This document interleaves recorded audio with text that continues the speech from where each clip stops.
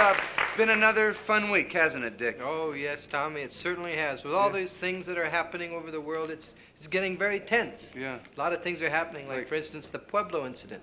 Oh, yes, You know, that's that was right. a very tense and unusual Also, incident. the past week, there's been the thing with the Eartha Kitt. She kind of really let it, you know. Yeah, the Eartha Kitt incident, really, yeah. She really laid it on. Yeah. Well, how about this? Another cabinet member has resigned. From President Johnson's cabinet, Yeah, huh? from our cabinet. That makes Boy, a lot of them have resigned, haven't they? Yeah, Just that's right. leaves Dean Risk left. Rust. But Rust.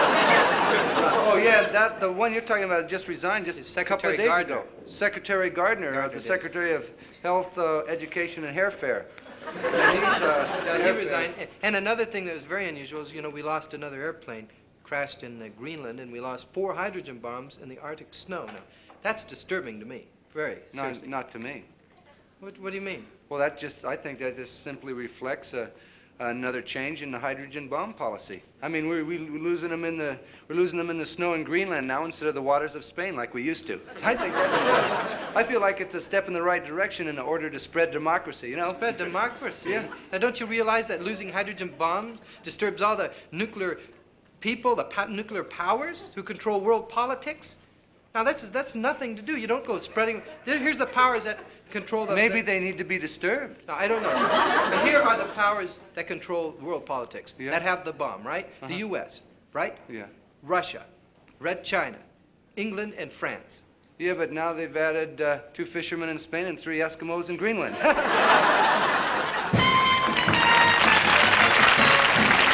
It's the Smothers Brothers Comedy Hour with guest stars Robert Morse, Paul Revere and the Raiders featuring Mark Lindsay, Pat Paulson, special guest star Nanette Fabray, Jimmy Joy Singers, the Louis Vuitton Dancers, and Nelson Riddle and his orchestra.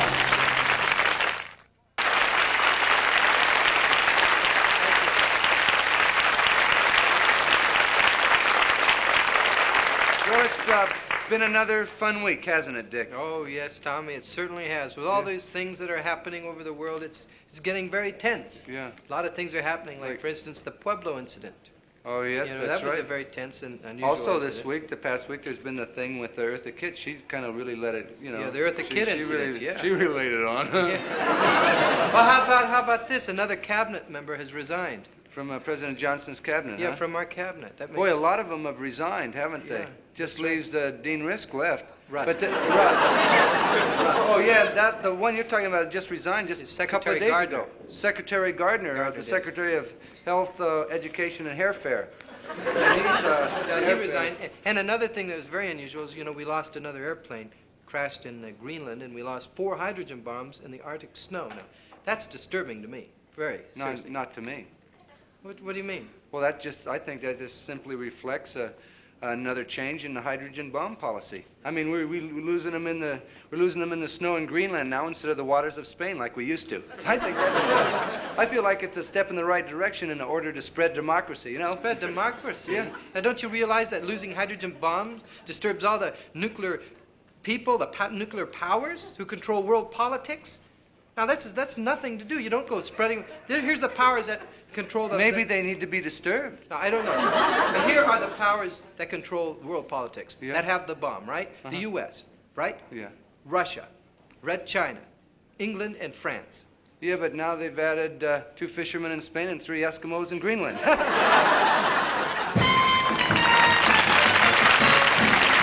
It's the Smothers Brothers Comedy Hour with guest stars Robert Morse, Paul Revere and the Raiders featuring Mark Lindsay, Pat Paulson, special guest star Nanette Fabray, Jimmy Joy Singers, the Louis Vuitton Dancers, and Nelson Riddle and his orchestra.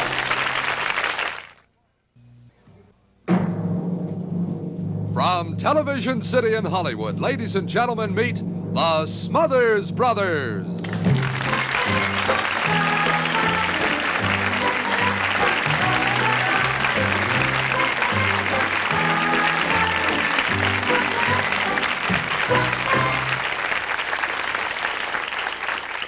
Thank you very much. We like to start off the show. Generally, we start off the show with a comedy number by my brother and I, a happy, light number with a lot of pace, a lot of excitement. But tonight, we're going to do it a little bit different because we feel there's a great message that can be told in this particular number. It's about a personal experience my brother went through many years ago, and as you could see, he's never fully recovered from this experience. But that's not the point. The point is that by relating what happened to my brother many years ago, if we just save one person the torment, the heartache, the agony of going through what happened to my brother, we will feel that we have served a useful purpose on this show tonight. So here he is singing My Tragedy. my brother's tragedy. I fell in a vat of chocolate. I fell in a vat of chocolate. What did you do when you fell into the chocolate? Lolly-doo-dum day. I just fell in a vat of chocolate. Tommy. I asked you a question. I know what you fell in. Fell in a vat of chocolate. I know, but we've got to say. It's a horrible experience, falling in a vat of But chocolate. don't get hung up on falling into the chocolate. What happened when you fell in the chocolate? See, I fell in this chocolate, and I was. I know you fell in the chocolate. It's a horrible experience. I was in this vat of chocolate, and You fell in the chocolate. Heaven knows what you do when you fall in a vat of chocolate. Well, you get covered with chocolate. That's what. Certainly do. Now, what happened What happened when you fell in the chocolate? I even hate to think about it. It was a horrible experience. What did you do when you fell in the chocolate? I swam. You start swimming. The minute you hit that chocolate, you just start swimming away. you don't swim, and you fall in a vat of chocolate. You don't swim. Was it a big vat? You just go right down to the bottom of the vat of chocolate. Was it a big vat? It was 30 feet. It was Across? deep, 30-foot deep of chocolate. Ooh. And you don't swim in a vat of chocolate. You go right down to the bottom, and lurking in the bottom of the chocolate is pumas. I don't know how those pumas got in there. They just Chocolate? must like. Pumas that live in the bottom of chocolate vat? Strange, isn't it? That is ridiculous. Now. Yes. Now, you were swimming in this vat. Now, how did you get out of this vat? You obviously fell in. Yeah. You swam around so you wouldn't get eaten up by a puma. Yeah. But how did you get out? Well, see, How'd you get out? Well, see, I was walking down by my house, and there was this vat of chocolate. And I just happened to be, every day I walked by it, and I just happened to fall right into this vat of chocolates, right next to the drugstore. What do you take me for? Some sort of an idiot? No, You're trying to tell me there's an open vat of chocolate on the corner by your house? No, it's near the drugstore, right in between the dry cleaners. Between the dry cleaners I don't and care the what part of the drugstore. block it's on. They don't have vats of chocolate on the side of the road. And if they did, they'd have a railing across this vat so that people like you would not fall in. A railing, a restraining rail would be there. Well, you see, I always kind of like to balance on that rail. And someone during the night put something slippery on that rail, because I balanced on that rail a lot of times. I never fell in a vat of chocolate, and someone snuck in during the night. Put something slippery, because I hit that spot, and I just right into this vat of chocolate. I don't know who put that something slippery on there. Who would do that? I don't know who would. Probably a communist. Probably a communist? Yeah, because they generally work at night. So they probably put that in. That's And they why. dig chocolate vats, huh? Yeah, well, they tried to get me. Okay, so you fell in the chocolate. Now, how'd you Yeah. get out? You're swimming around, and how'd you get out? Let me get this straight. Did you get out?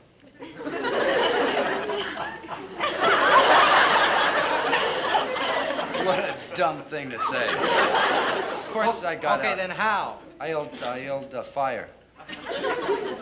I yelled fire when I fell into the chocolate. I yelled fire when I fell into the chocolate. Why did you yell fire when you fell into the chocolate? Lolly-doo-dum day. Well, Now, just think about it. Don't talk for a second.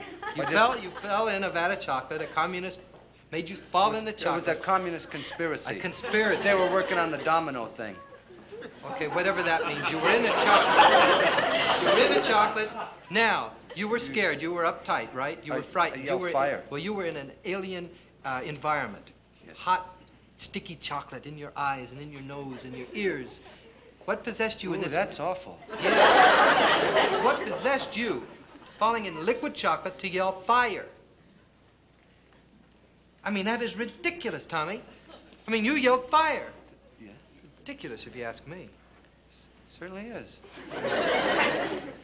I just yelled fire when I fell into the chocolate. Why'd you yell fire when you fell into the chocolate? I yelled fire because no one would save me if I yelled chocolate! Lolly-doo-dum, lolly-doo-dum day.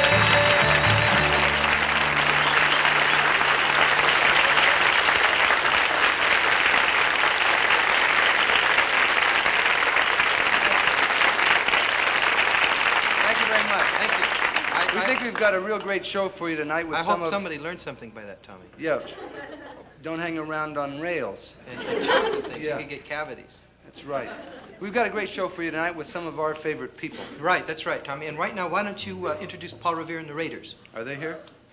Of course they're here. You can't be that dumb. Oh, yes, I can. I'll accept that. Ladies and gentlemen, one of the country's favorite musical groups, the dynamic Paul Revere and the Raiders, featuring Mark Lindsay.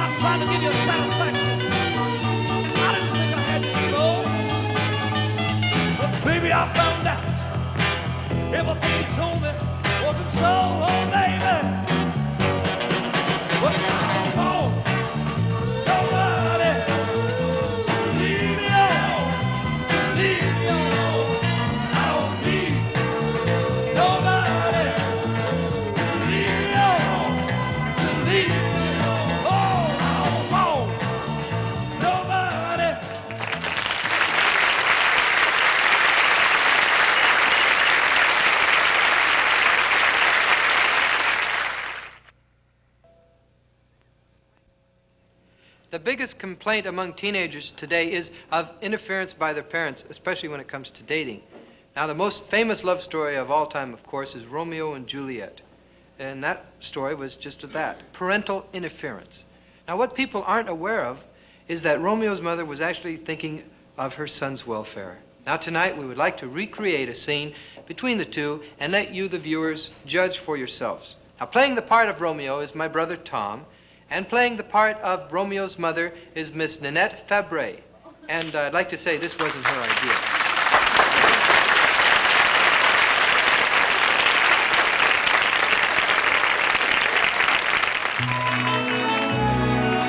Thou art so sweet, thou art so witty, fair Juliet from Verona city. Fa la la la la, fa la la la la la, fa la la la la, and a fa fa fa la. Juliet's my teenage queen. Whoa, yeah, whoa.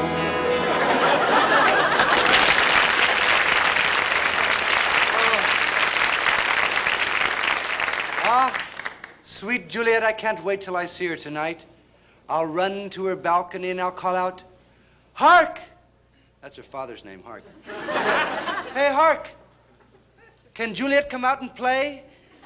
And then when she comes out, I'll throw her a rose and I'll say, This bud of love is by summer's ripening breath may prove a beauteous flower when next we meet. And that's pretty bad. No, I'll just say, hey, come on down, let's neck. Oh.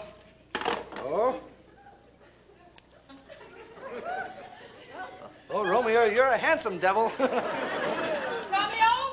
Romeo, wherefore art thou, Romeo? 'Tis my mother, she disapproves of my love for fair Juliet. Ah, therefore art thou, Romeo. Hi, Mommy. Romeo, art thou going to meet that loose teenager Juliet again? You're well. Art thou going to embrace that wild, crazy young body of hers? You are. Well, art thou? Well, Art thou? well, I Oh, was gonna... Romeo, Romeo, you mad, young, impetuous, foolish dummy. Oh, why did you have to fall in love with her? Why couldn't you find a nice Jewish girl? Mother, we're not Jewish. Well, it matters not. If 'tis good enough for the Goldsteins next door, 'tis good enough for us. Oh, Romeo, Romeo, thou knowest not what thou doest. It's not so. I doest what I know dost. Now you listen to your mother, Romeo. We are Montagues. Juliet is a Capulet. Well, so what? What's so bad about a Capulet? 'Twould not work, son. She's a Roman Capulet. Religion, religion. Mark my words, Mother. One day, differences of religion will matter not anymore. Just color. It's still a hang-up. Oh, Romeo, Romeo, thou speakest like a complete and utter dum-dum. Oh, if thy father could only hear thee now, he would turneth in his grave. But Father's alive. Well, this'll kill him. Romeo, I forbid thee to see Juliet anymore. Nay, Mother. Nay, nay, nay. Because I shall see her and I shall marry her. I must marry her. Romeo? Thou cannot forbid me to see Juliet. After all, I'm 13 years old. Mother, thou knowest not of teenage love. Thou knowest not the feeling of teenage love. My bosom aches with desire, my arms twinge with yearning, and my lips burn with pain. Methinkest this kid is on something. Oh, Mother, how canst thou judge love? Why, look at you and Father. Ever since I can remember, you've been fighting with each other, yelling at each other, screaming at each other, doing all, clawing and biting at each other. Children today, what knowest they of fancy passion? I warneth thee, Mother. Thou must not persisteth in interfering with my love life. I warneth thee, Mother, otherwise I shall take out my switchblade knife and put it in my rib cage. Now, I'm sure you and Dad wouldn't want me to do that, would you? Romeo! Romeo, thou hast killed thyself! Oy vey. Oh, it hurts. Killing yourself is not a pleasant sensation. Oh, Mother, I dieth for teenage love. But do not fret, my lady, for I knoweth in my heart and in my rib cage I have not died in vain.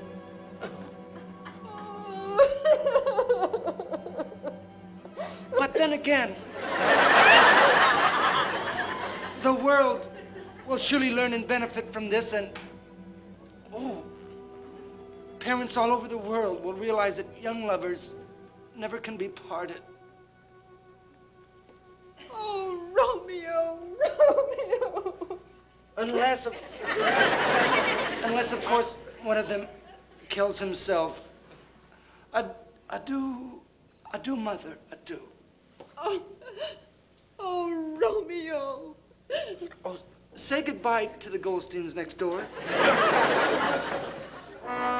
Romeo, Romeo, art thou truly dead? Uh-huh. Oh, it's just amazing.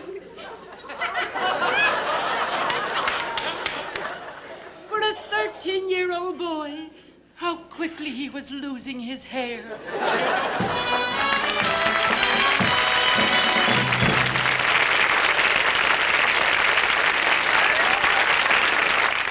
Right now, I'd like to introduce one of the most talented men in show business. His career has spanned the Broadway stage, motion pictures, and television. Now, he's a consummate actor, excellent dancer, and an extremely fine singer. I'd like to introduce him right now, but he's not here. Instead, we have Robert Morse, who does a little bit of everything. Not too well, but he works very cheap. So, ladies and gentlemen, meet the star of How to Succeed in Business Without Really Trying and a guide for the married man, Mr. Bobby Morse.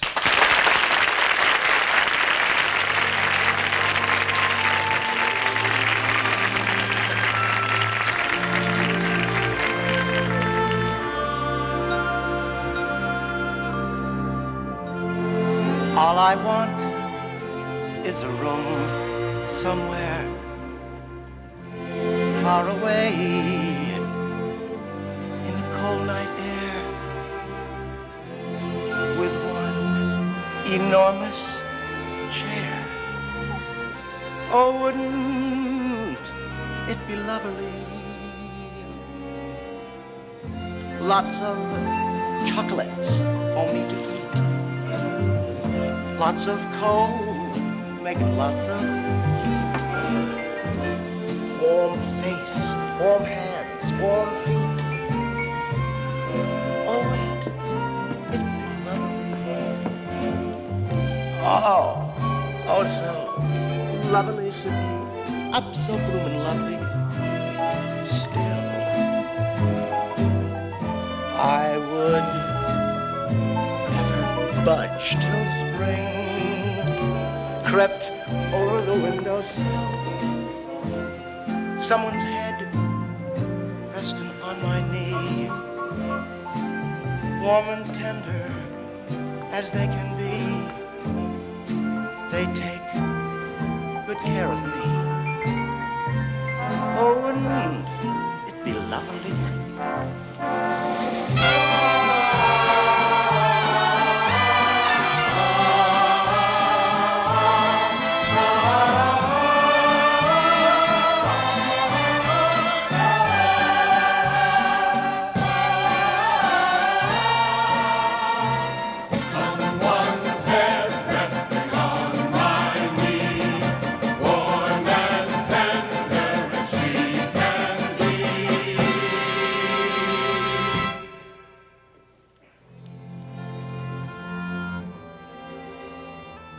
Takes good care of me.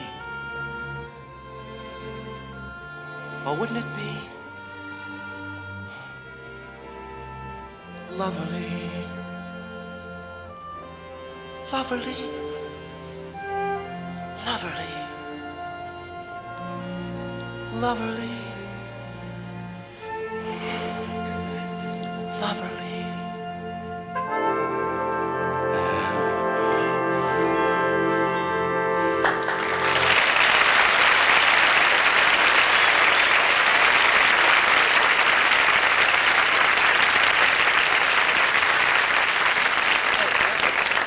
That was really great. Thank you. You can't say we don't treat our guests nice. You treated me nice all week. That was hard work, though, wasn't it? Well, I came in early to work, you know. Well, you came in early, folks. Okay, speaking of peace, Yes. one of the foremost problems of today is the never-ending concern for peace. Now, everybody is for peace. They only differ in their means of achieving it. Right. Now, we'd like to illustrate some of the different approaches to peace with Bobby Morse. Now, for purpose of clarity, Bobby, explain your position in the peace song. Okay, I'm going to take the position of those who advocate that war is necessary to achieve peace. That makes you a hawk, right? Well, for the purposes of this song, yes, I'll be a hawk. You're a hawk. Right, Okay. I'm a hawk. And I'll take the position of those who are very violently opposed to war and will go to any lengths for peace. So I'll be a dove. Okay, then I'll be the one who really would like to be a hawk, but that thinks the war is morally wrong, but wants to be a hawk, but he's afraid of getting hurt, so he's confused with the moral issues of the war So, or okay, Tommy, wait, what does that make you? Bobby Kennedy.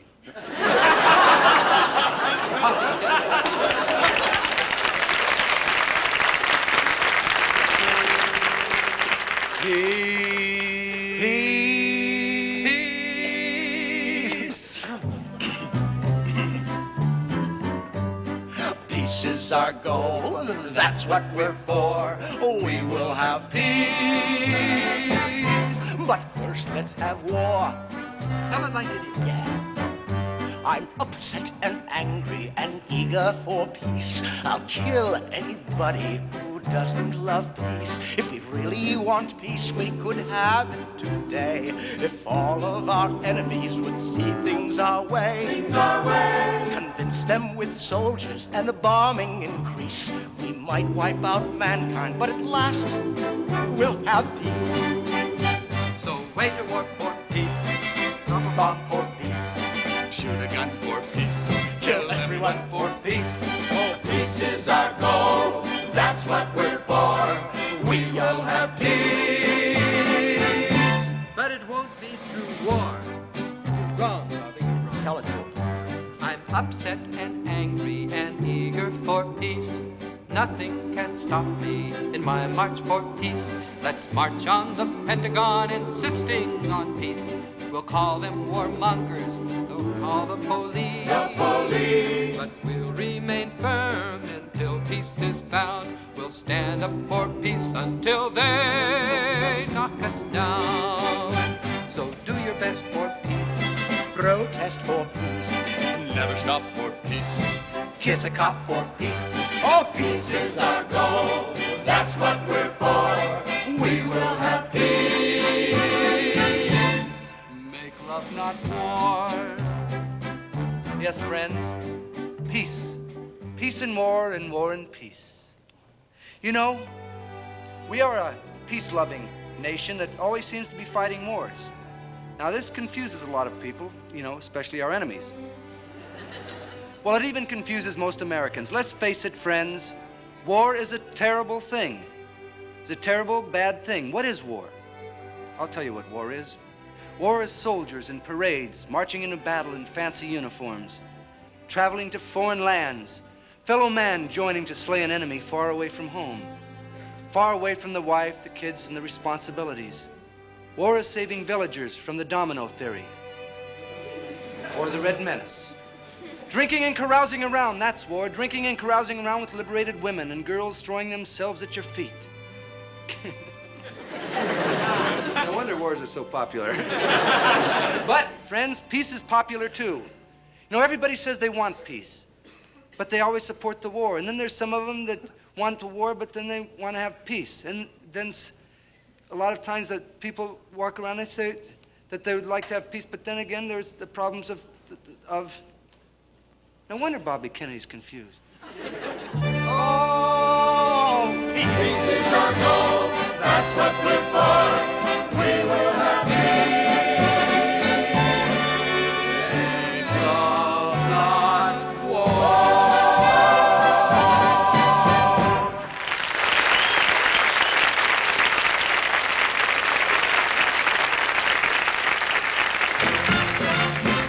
We'll be right back with Nanette Fabray, Robert Morse, Paul Revere and the Raiders, and Pat Paulson on the second half of the Smothers Comedy Brothers Hour.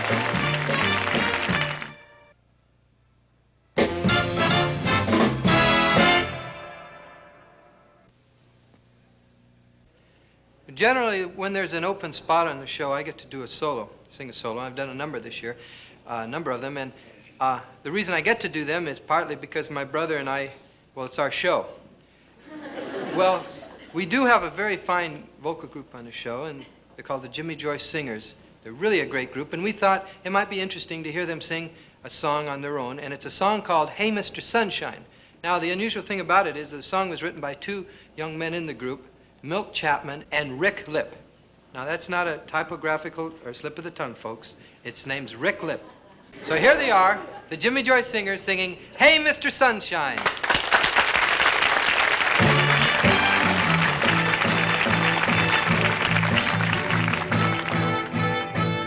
Hey, Mr. Sunshine, mind if you took all your light and you left the night.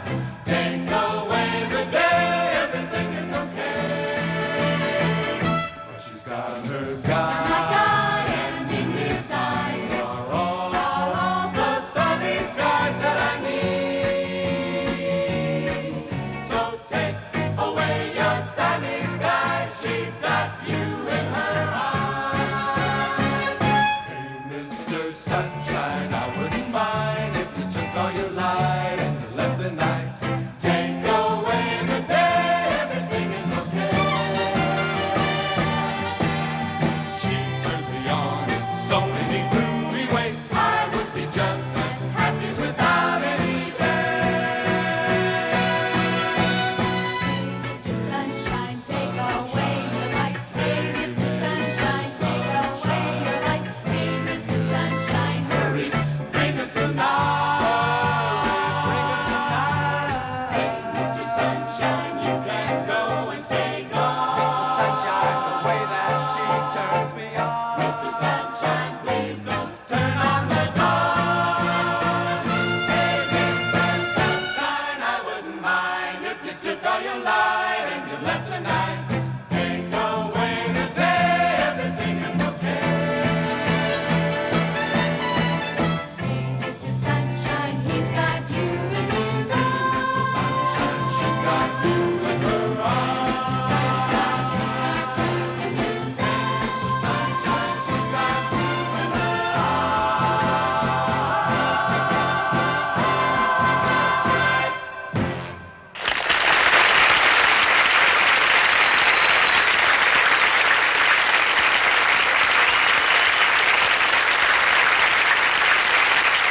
In line with our policy of taking a stand on the pressing issues of the day, we now present another in our continuing series of editorials. Subject, Congressional Ethics. Here again, speaking for our program, is Mr. Patrick Paulson, Vice President.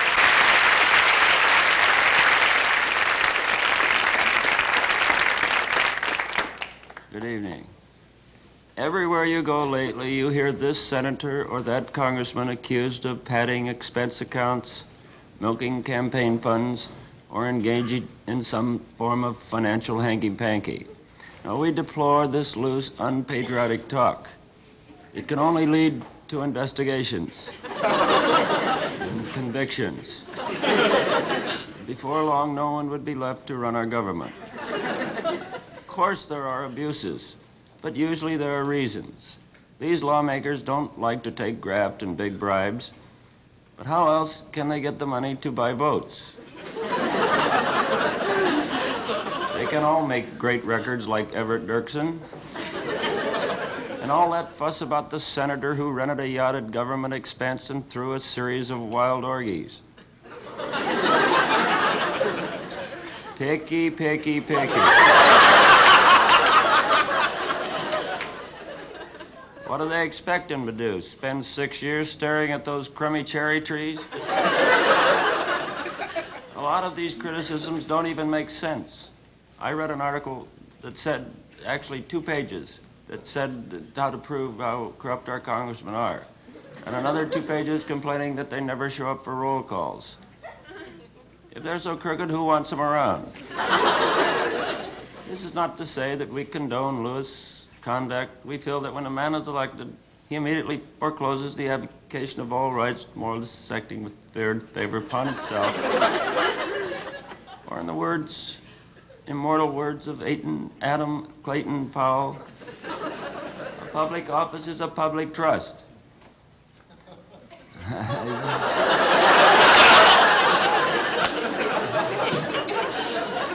Some of us forget that these are human beings trying to do a job. Take my own congressman. Please. After 20 years in office, he was accused of chiseling millions on various contracts. Everyone turned against him. Imagine a decent man like that suddenly ostracized after 20 years. I felt so sorry for him, I looked him up. And it wasn't easy because he is now living in Argentina under an assumed name.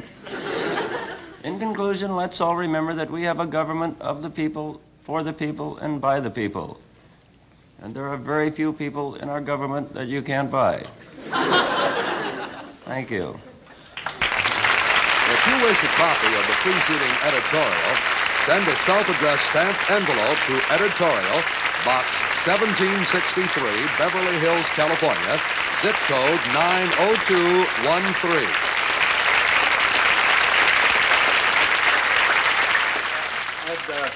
I wonder if you'd mind if I ask you something on the side.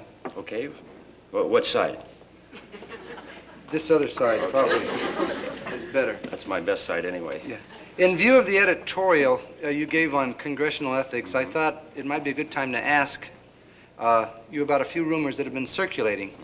Now, this is completely off the record, and you can answer completely honestly. Now, several people have told me that you're considering running for public office. Now, is this true? No, absolutely not. Well, there's been a lot of talk, and you were involved in public affairs, so I thought perhaps it was true. No, well, a great many of my friends and my associates and my fellow Americans have been urging me to run for office. But what office, I'm not at liberty to say at this time. Therefore, I wish to state that with regard to the presidency of the United States, I will not run if nominated, and if I'm elected, I will not serve. Then you are definitely not running for public office, right? Definitely not. I'm not a presidential candidate. I never have been. Well, that's straight from the horse's mouth, so that's sure going to disappoint a lot of people around the country. I know that. Well, what people would you be referring to?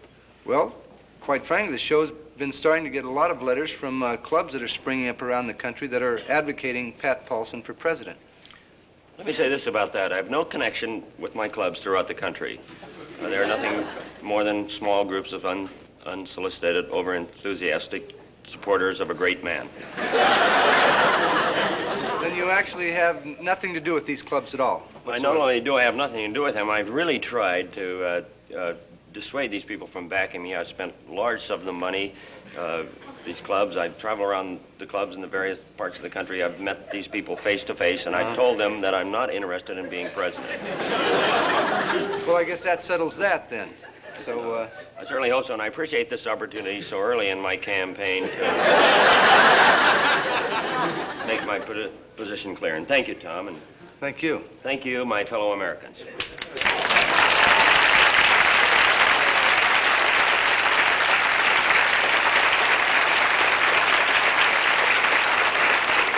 Well, there you have it. An official denial of Pat Paulson for president. Speaking for myself, I'm rather sorry that he isn't running or climbing for president. I think he'd make a good president. He's an excellent comedian. Well, that's showbiz.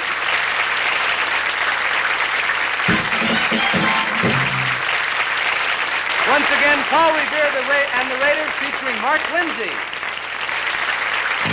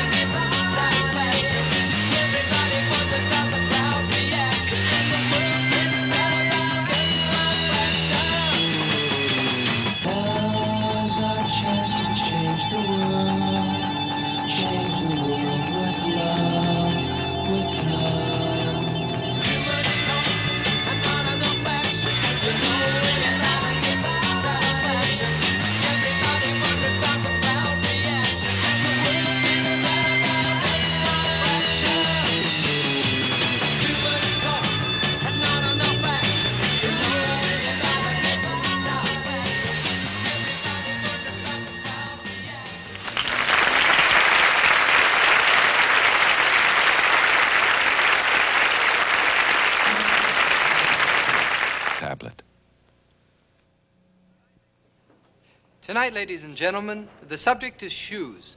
Shoes are the very foundation on which our nation stands. And tonight, we're going to kick up our heels and step into the soulful world of shoes.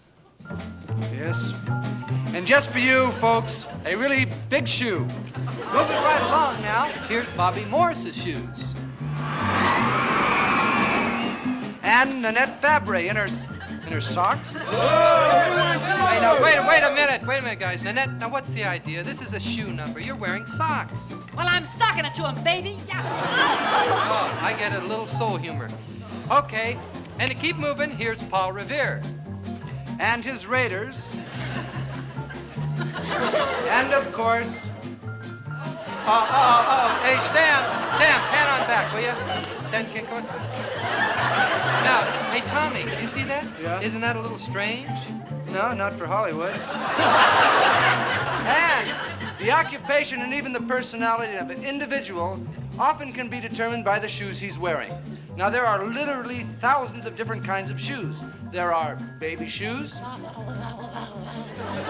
are hush puppies. Hush, hush.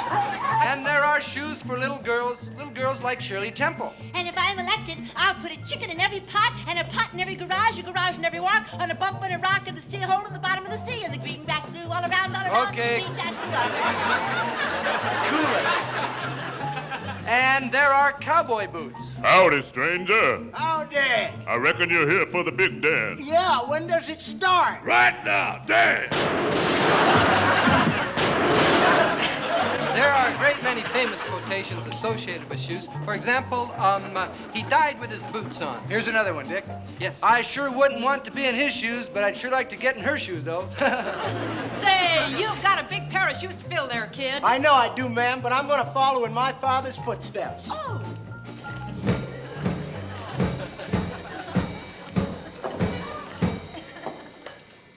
My father drinks a lot.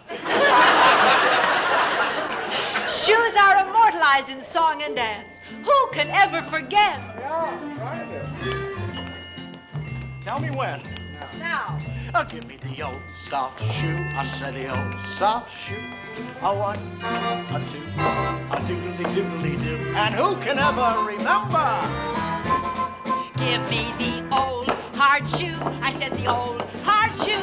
A one, a two, a doodly-doodly-doodly-doo. And who can ever remember to forget? Give me those old frog shoes. I said, frog shoe. A one. A doodly-doodly-doo. Give me the old soft, hard frog shoe. And nothing else will do. The soft. The hard The frog. shoe.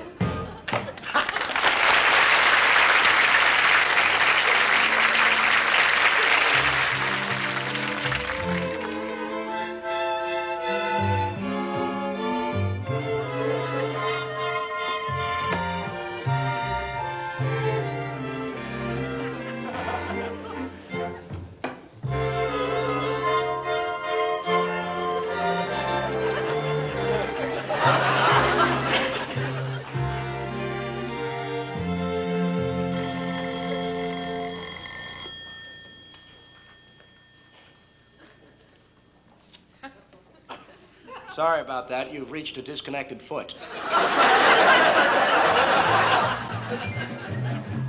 Yes, madame. May I help you? Well, I'd like to buy some shoes. Well, we have something for everybody. As a matter of fact, our motto is, we have something for everybody.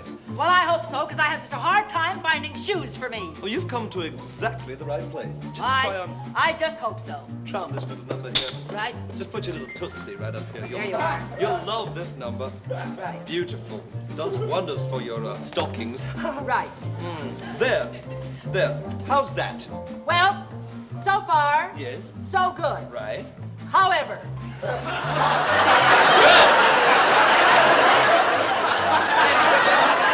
You can see that there's a lot more to a shoe than meets the foot.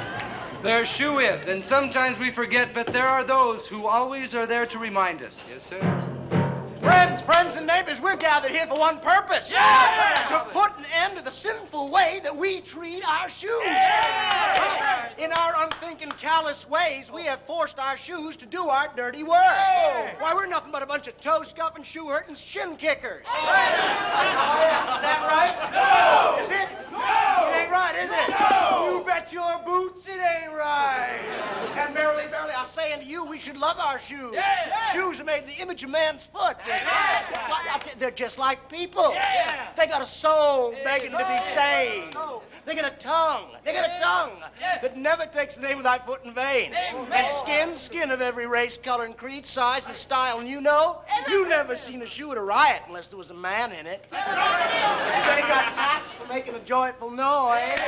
They got style and class to give you poise. But what have they got that man destroys? I want to heal, yeah. Now, friends and neighbors, woo, let's all take a step in the right direction.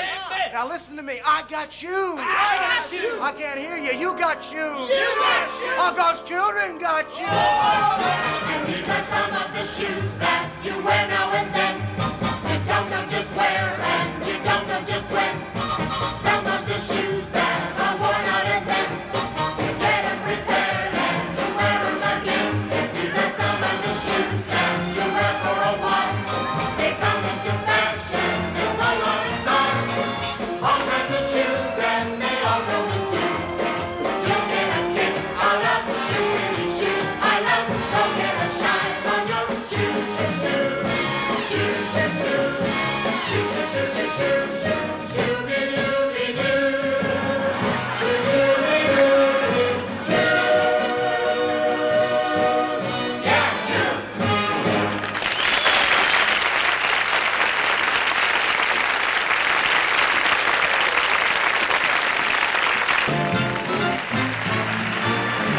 Thank you very much, ladies and gentlemen. Well, that's our show for tonight, and we'd like to thank our guests, Nanette Fabray, Bobby Morse, and Paul Revere and the Raiders. Weren't they wonderful?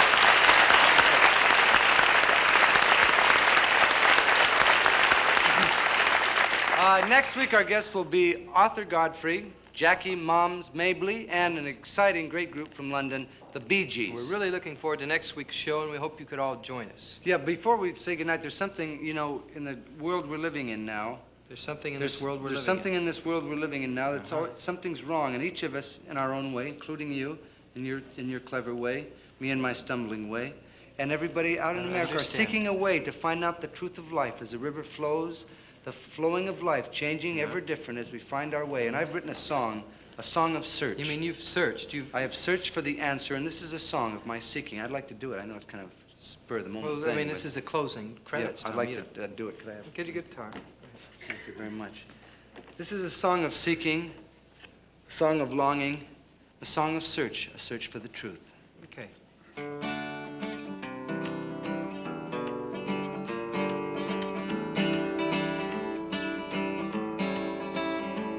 I've seen a lot of faces and I've been a lot of places, so I know I must be going somewhere. The world keeps spinning, but I'm always just beginning to begin, but I never really get there.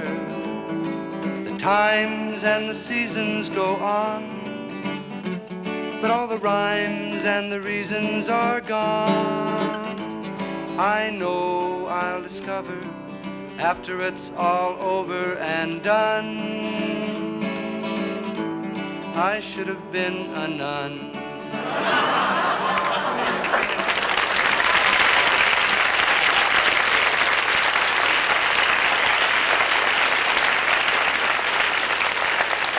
Connie, I thought you were serious. You come out here and with time to say goodnight, a serious thought. I was so- serious. It was a song of search. I Okay, didn't what- say I found the answer. Good night. No, not yet. Not yet. We're not saying good night yet. Well, I want to get out of here. I know, it's kind of embarrassing for you, It isn't sure it? is. I'll tell you that. There's one more thing I'd like to mention. You may have noticed that now and then we kind of poke fun at little fun at the people in Washington. Washington? Washington. But Washington. actually, we mean every word of it. No, we don't. We don't mean every word of it because there are some things in Washington that we do like. Yes, there is one thing, and that's VISTA, the Domestic Peace Corps. And if any of you out there feel you'd like to help get rid of poverty and ignorance in this country, and you want to do something, please contact these people. Now, seriously, they don't want your money, they want you. So if you really want to do something for the country, something to help it make a better place to live, just look to VISTA. That's right. And for information, write to Vista, Washington, D.C. I'll bet it's the best letter you ever wrote. That's right. Good night, everybody. Good night.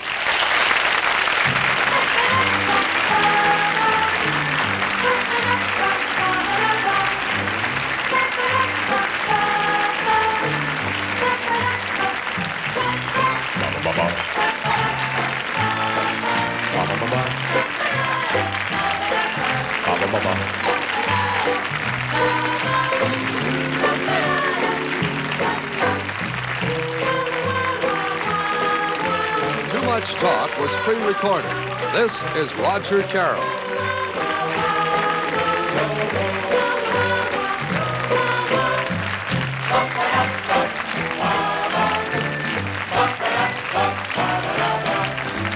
Ba-ba-da,